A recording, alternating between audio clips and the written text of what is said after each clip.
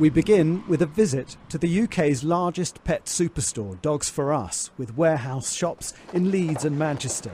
Here, puppies are on display, photos of celebrity customers line the walls, and price tags reach £900 a pup.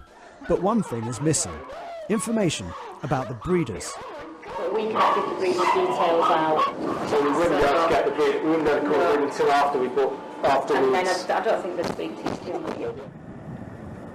But why so secretive? We went to Wales to find out. This is one of the pet shop's suppliers, Maes Bryn in Carmarthenshire. Most of the light in this dim room comes from the door we open. The electricity possibly switched off to save money.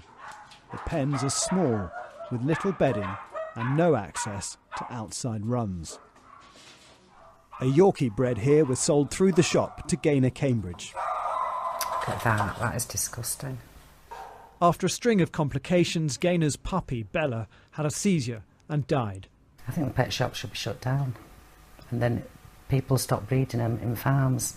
Anne Hurst bought a Bichon Frise called Henry from this store. She paid £575 for him, but she wasn't aware he was carrying the deadly parvovirus. It just looked fine. You know, there didn't seem to be any problems in there. We obviously took the dog home, and we only had Henry for about a week. Mark Abraham watched our footage. We've got the puppy closest to us who doesn't actually look alive. The most horrific conditions I've ever seen animals kept in. There's just absolutely no care for these animals whatsoever, apart from to keep them alive, just to get more puppies out of them, which is sick. On this webpage, Dogs4Us claims all its pedigree puppies come from licensed breeders and are completely traceable. But is this actually the case?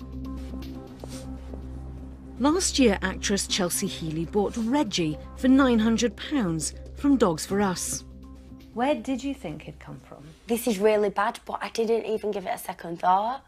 I should have looked into it a little bit more, but I mean, I just didn't. But it never even crossed my mind to ask where his mum was, no.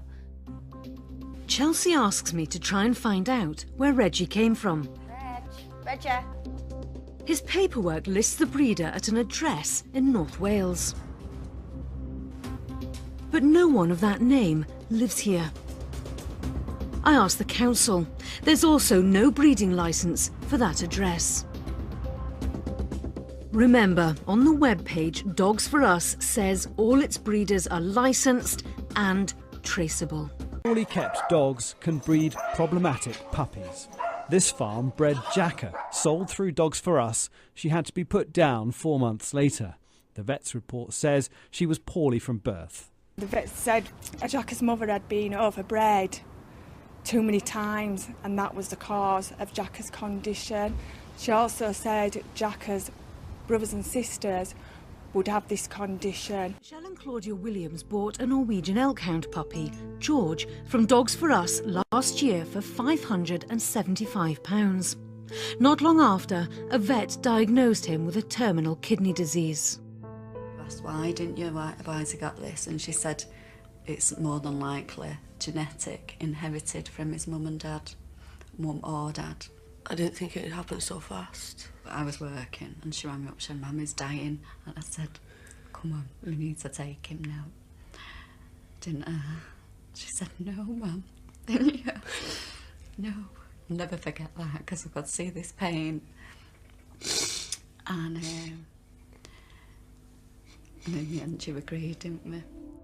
George had just turned 1 when he was put to sleep. Do you remember the name of the breeder? Is it Eric Hale?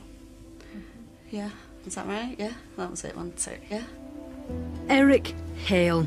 He owned this puppy farm we'd filmed in Northern Ireland, the one the experts said shouldn't be licensed. These are Norwegian elk hounds, the same breed as George was. Hale is a supplier to Dogs4Us, and he has been for years. It doesn't make sense that it's legal to sell a puppy when the mother is not present, when the government itself on its website says you should never buy a puppy unless the mother is present and you can see the puppy interact with the mother. So It's totally hypocritical for the government to say this is something that the public have to take on board, but we're not going to enforce this.